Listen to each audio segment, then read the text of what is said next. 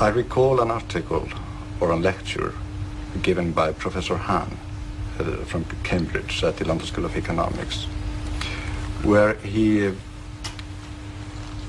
does not agree that the quantity theorist model passes through what you might call the normal requirements of a modern economic theory.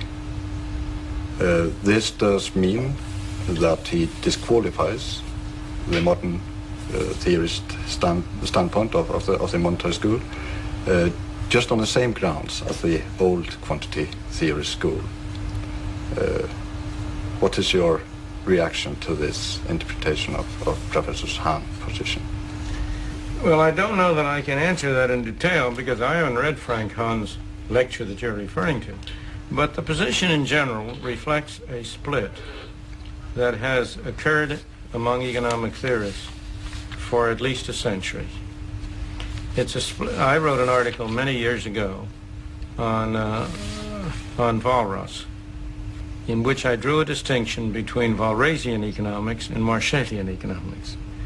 The Walrasian view is that you have to have a general system of economics, general equilibrium system, which will reflect all of the interrelations in the society in one system of simultaneous equations.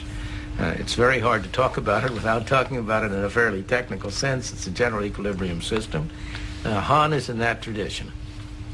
Alfred Marshall, who was a great economist at Cambridge in the 19th century, one of the most important economists who ever lived, had a very different view. His view was that economics should be an engine of analysis, that the purpose of economists is to consider problems and try to construct tools with which they can analyze concrete problems and reach conclusions about the consequences of that. Now, in order to do that, you have to simplify. You can't consider the world as a whole. You have to narrow and concentrate on one particular segment. That's what I call the Marshallian approach to economics. I personally have always regarded myself as a Marshallian and not a Walrasian. I think the general equilibrium system is a beautiful work of art. I think it is very valuable for students to learn it, to get a feeling about the interrelationships of things.